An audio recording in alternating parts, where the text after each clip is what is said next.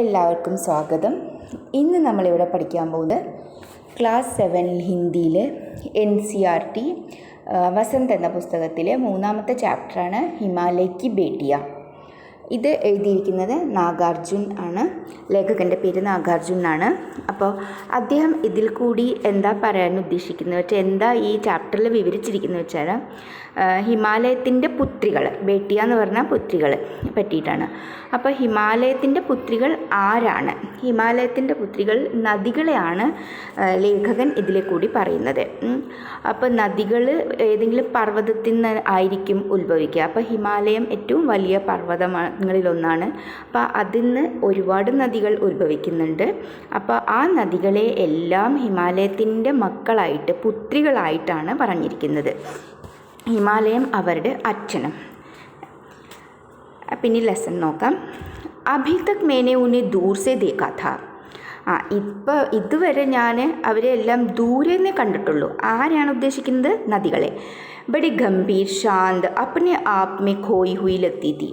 എങ്ങനെ കാണണ്ടായിരുന്നു? നദികളെയാണ് കേട്ടോ ഇതെല്ലാം ഉദ്ദേശിക്കുന്നത്. ബഡി ഗംഭീർ, ഭയങ്കര ഗംഭീരമായിട്ട്, എന്നാൽ ശാന്തമായിട്ട്. അപ്നെ ആപ് മേ ഖോയി ഹുയി, സ്വന്തം തന്നെ മുഴുകിയിരിക്കുന്നതായിട്ടാണ് അവർ കാണുമ്പോൾ തോന്നിയിരിക്കുന്നത്. സംപ്രാന്ത് മഹിള കി ഭാന്തി വേ പ്രതീത് ഹോത്തി തി. ഒരു കുലീന, സംഭ്രാന്ത് പറഞ്ഞാൽ ഒരു കുലീനമായിട്ടുള്ള സ്ത്രീനെ പോലെ, മഹിളയെ പോലെയാണ് അവർ കാണുമ്പോൾ തോന്നിയിരിക്കുന്നത്. ഉൻകെ പ്രതി മേരെ ദിൽ മേ ആദർ ഓർ ശ്രദ്ധ കെ ഭാവത്തെ. അവരെ കാണുമ്പോൾ എനിക്ക് എന്താണ്, എൻ്റെ മനസ്സിൽ അവർക്ക് ഭയങ്കര ആദരവും ശ്രദ്ധ ഭക്തിയൊക്കെ ആയിരുന്നു. മാ ഓർ ദാദി, മോസി ഓർ മാമി കി ഗോദ് കി തര ഉൻകി ധാരാ മേ ഡൂബ്കിയ ലഗായ കർത്താ ഥാ. നമ്മൾ അമ്മയുടെ, മുത്തശ്ശിയുടെ, അല്ലെങ്കിൽ നമ്മുടെ മോസി എന്ന് പറയുമ്പോൾ ചെറിയമ്മ എന്ന് വരും, ചെറിയമ്മ, മാമി, ഇവരുടെയൊക്കെ മടിയിൽ നമ്മൾ കുട്ടികളായിരിക്കുന്ന സമയത്ത് പോയിരിക്കില്ലേ, ചെറുപ്പത്തിൽ പോയിരിക്കില്ലേ, അതുപോലെയാണ് ഞാൻ ഈ നദികളുടെ ധാരയിൽ, പ്രവാഹത്തിൽ ഞാൻ മുങ്ങുമായിരുന്നു പോയിട്ട്, പറഞ്ഞാൽ അതിൽ കളിക്കുമായിരുന്നു എന്നൊക്കെയാണ് പറഞ്ഞത്. परंतु इस बार जब मैं हिमालय के कंधे पर चढ़ा तो वे कुछ और रूप में सामने थी. പക്ഷേ എന്നാൽ എന്താണ്, ഇപ്രാവശ്യം ഞാൻ ഹിമാലയക്ക് കന്തേ പർ ചട. കന്ത എന്ന് പറഞ്ഞിട്ടുണ്ടെങ്കിൽ കഴുത്ത്. അപ്പോൾ ആ കഴുത്ത് വരെ എത്തി. അതിൻ്റെ അർത്ഥം എന്താണ്? ഹിമാലയത്തിൻ്റെ ശിഖരത്തിൽ നിന്ന് കുറച്ച് താഴെ, അത്രയല്ലേ ഉള്ളൂ. അപ്പോൾ അതുവരെ എത്തി. അതുവരെ എത്തിയപ്പോൾ എന്താണ്, എനിക്ക് ഈ രൂപമൊന്നുമല്ല, ഈ മേലെ പറഞ്ഞ രൂപമൊന്നുമല്ല കാണാൻ കഴിഞ്ഞത്. കുച്ച് ഓർ രൂപ് മേ സാമനെ എത്തി, വേറെ ഒരു രൂപത്തിലായിരുന്നു ഇവരെല്ലാം കാണാൻ കഴിഞ്ഞത് എന്നാണ് പറയുന്നത്. മെ ഹെറാൻ ഥാ. ഹെറാൻ എന്ന് പറഞ്ഞാൽ എനിക്ക് ആശ്ചര്യമായി അത് കണ്ടിട്ട്, ആ രൂപം കണ്ടിട്ട്. കി യഹി ദുബ്ലി പത്ലി ഗംഗ, യഹി യമുന, യഹി സത്ലജ് സമതൽ മൈതാനോ മേ ഉത്തർക്കർ വിശാൽ കേസെ ഹോ ജാത്തി ഹൈ. എന്താണ്, എന്തുകൊണ്ട് ആശ്ചര്യപ്പെട്ടത്? ഈ ദുബ്ലി പത്ലി ഗംഗ, ദുബ്ലി പത്ലി എന്ന് പറഞ്ഞിട്ടുണ്ടെങ്കിൽ മെലിഞ്ഞ ഗംഗാ നദി, അതേപോലെ മെലിഞ്ഞ യമുന, അതേപോലെയുള്ള സത്ലജ്, ഇതെല്ലാം ഇവിടെ നിന്ന് ഇത്ര മെലിഞ്ഞ കാണപ്പെടുന്നു. അതിൻ്റെ അർത്ഥം എന്താ? നമ്മൾ മേലെ നിന്ന് നോക്കുന്ന സമയത്ത് അത് നാരോ ആയിട്ട് കാണുന്നു അല്ലേ നദി. അപ്പം എന്നാലത് സമതല പ്രദേശത്ത് എത്തുന്ന സമയത്ത് എന്താണ്, അത് വളരെ വിശാലമായിട്ട് കാണുന്നു. അതാണ്. इनका उछलना कूदना, खिलखिलाकर लगातार हंसते जाना, इनकी यह भावभंगी, इनका यह उल्लास कहाँ गायब हो जाता है मैदान में जाकर. അപ്പം എന്താ പറയുന്നത്? इनका उछलना कूदना, ഉച്ചലന പറഞ്ഞാൽ കുതിക്കുക, കൂതുന്ന പറഞ്ഞാൽ ചാടുക. അപ്പോൾ ഇവരുടെ ഈ കുതിക്കലും ചാടലും, ഈ നദികളുടെ കുതിക്കലും ചാടലും, പിന്നെ ഭയങ്കരമായിട്ടിങ്ങനെ ലഗാത്താർ ഹസ്തേ ജാന, ഇങ്ങനെ കണ്ടിന്യൂ ആയിട്ട് തുടർച്ചയായി ചിരിച്ചുകൊണ്ടിരിക്കുന്നത്. അപ്പോൾ ഇതൊക്കെ എന്തിനാണ് ഉദ്ദേശിക്കുന്നത്? നദികൾ ഉത്ഭവിക്കുന്ന സമയത്ത്, പർവ്വതങ്ങളിൽ നിന്ന് ഉത്ഭവിക്കുന്ന സമയത്ത് ആദ്യം കുറച്ച് ദൂരം വരെ കുറേ ഉയർന്നതും താണതുമായിട്ടുള്ള പ്രദേശങ്ങളും കുറേ കല്ലുകളും ഒക്കെ നിറഞ്ഞതായിരിക്കും. അപ്പോൾ അതിൽ കൂടി വെള്ളം പോകുന്ന സമയത്ത് കുറേ ശബ്ദം ഉണ്ടാവും, കുതിക്കലും എല്ലാം അങ്ങനെ ചാടലും ഒക്കെ ഉണ്ടാവും. അപ്പോൾ അതിനെ കുട്ടികളുടെ പിന്നെ ചെറുപ്പകാലമായിട്ടാണ് പറഞ്ഞിരിക്കുന്നത് ഇവിടെ. അപ്പോൾ ആ സമയത്ത് ഓടിച്ചാടി കളിക്കുന്ന പോലെയാണ് വെള്ളത്തിൻ്റെയും ആ ശബ്ദം വരുന്നതിനെയൊക്കെ പറഞ്ഞിരിക്കുന്നത്. അപ്പോൾ ഇതുപോലുള്ള ഈ ഭാവങ്ങളെല്ലാം, ഈ ഉല്ലാസവും ഈ ചിരികളും, ഇതെല്ലാം മൈതാനത്തിൽ പോയി എത്തിയതിന് ശേഷം എവിടെ പോകുന്നു എന്നാണ് പറയുന്നത്. അതിൻ്റെ അർത്ഥം എന്താണ്? സമതല പ്രദേശത്ത് എത്തുമ്പോഴേക്ക് കുറച്ച് ദൂരം കഴിഞ്ഞിരിക്കും. ആ സമയത്ത് എന്താ വെച്ചാൽ നദികൾ, അപ്പോൾ നദികളെ പുത്രികളാക്കിയിട്ടല്ലേ പറയുന്നത്. അപ്പോൾ അവരുടെ കുട്ടിക്കാലം പോയി അവർ വലുതായി എന്നാണ് അതിൻ്റെ അർത്ഥം.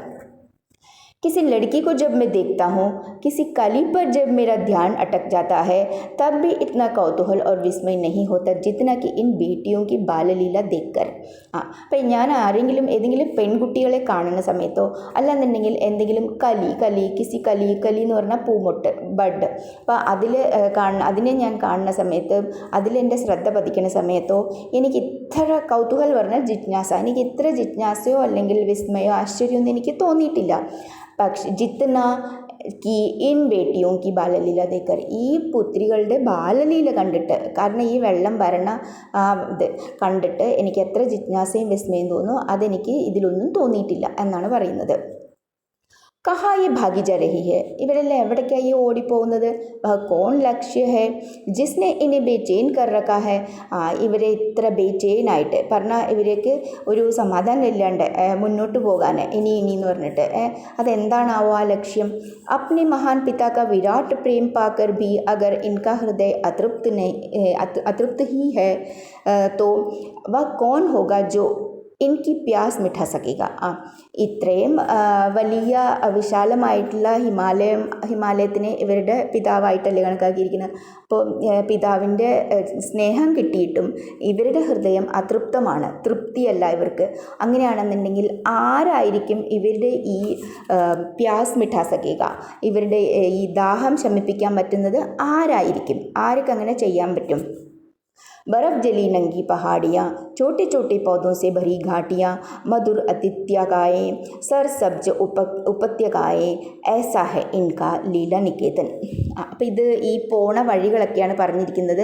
അവിടെ എന്തൊക്കെയാണ് പറഞ്ഞാൽ ഐസിൻ്റെ പർവ്വതങ്ങൾ, ചുട്ടി ചുട്ടി പൗദോസിബരി ഘാട്ടിയ, ചെറിയ ചെറിയ പിന്നെ ചെടികൾ നിറഞ്ഞ പാലങ്ങൾ, പിന്നെ ബന്ദുർ അദിത്യക്കായ എന്ന് വെച്ചിട്ടുണ്ടെന്നുണ്ടെങ്കിൽ ടേബിൾ ലാൻഡ്, പർവ്വതത്തിൻ്റെ മേലെ കുറച്ച് പ്ലെയിൻ സർഫസ് ആയിട്ട് തോന്നുന്ന ആ ലാൻഡിനെയാണ് പറയുന്നത്.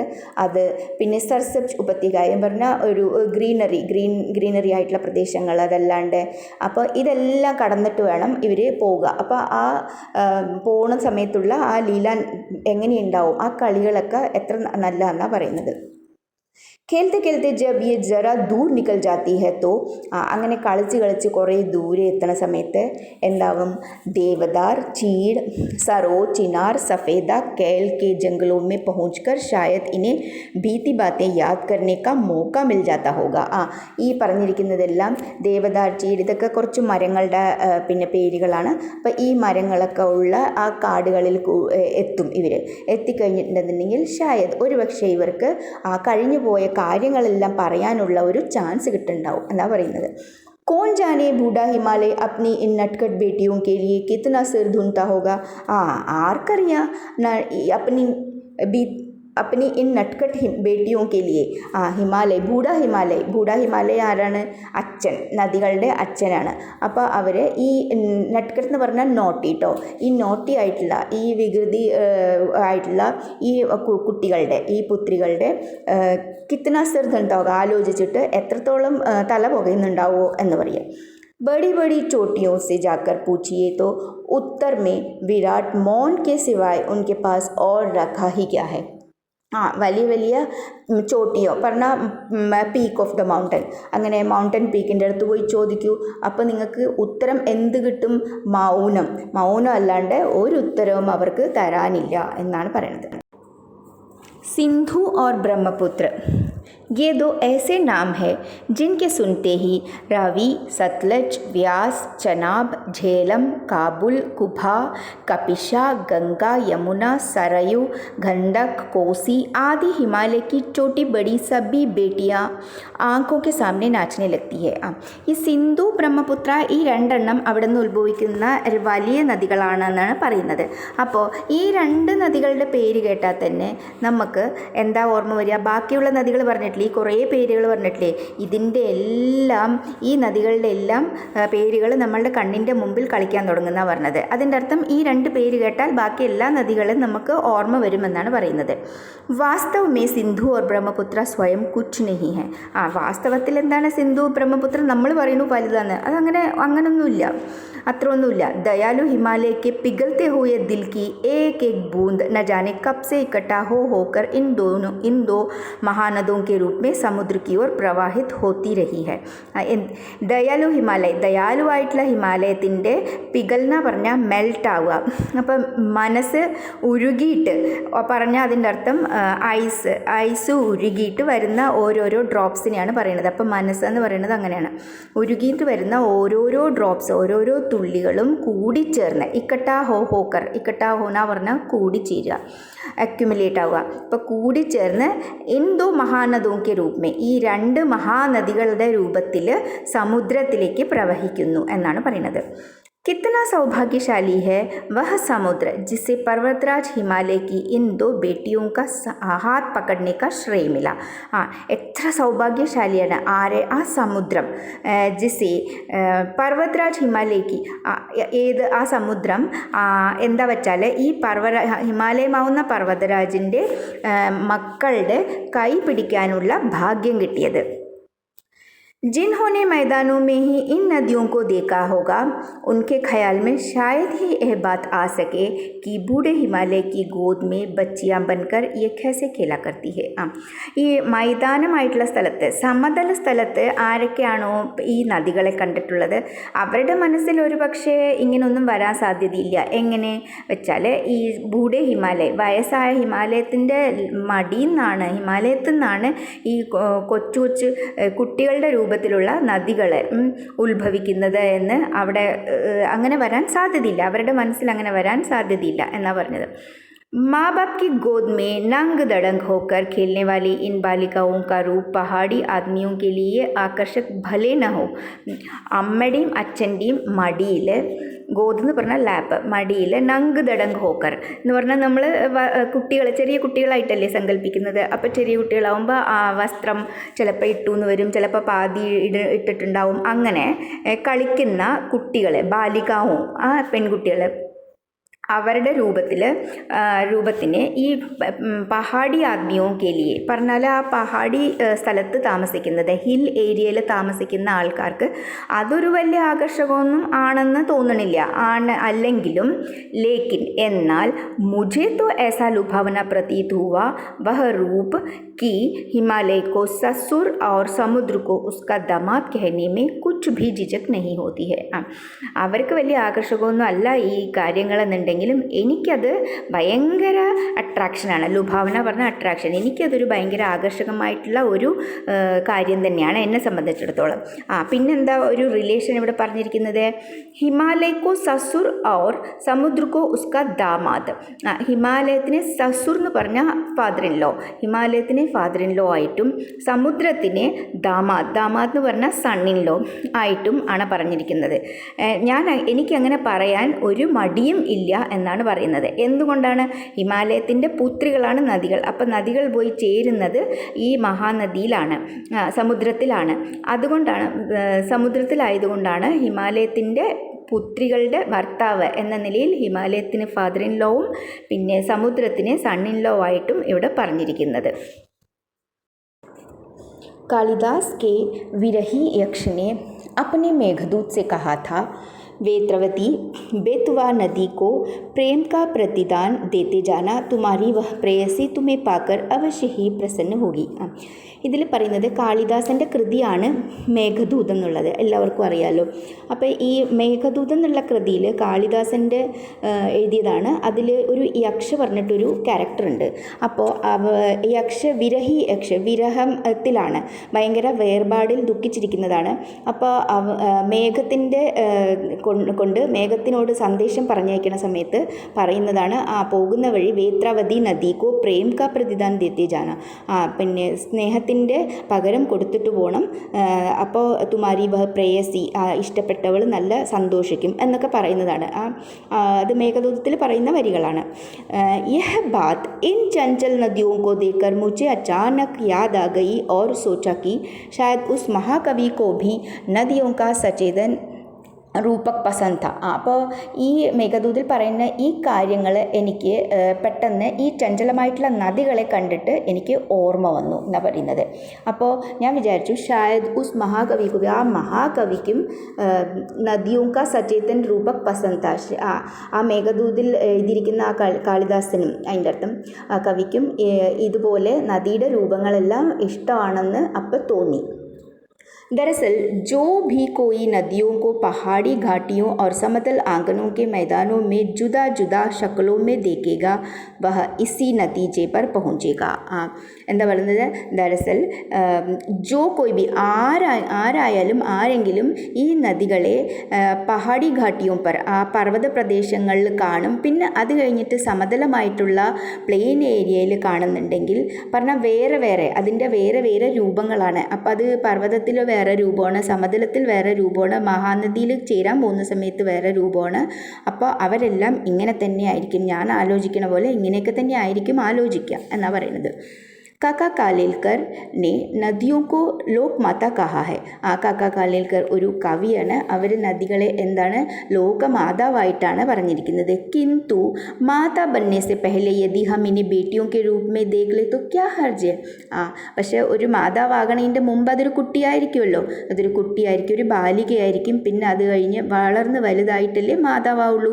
അപ്പോൾ നമ്മൾ അതിൻ്റെ മുമ്പ് അതിനെ ഒരു ബേട്ടിയോं के रूप में അതിനെ ഒരു പുത്രിയായിട്ട് കണക്കാക്കി അതിലെന്താ തെറ്റ്?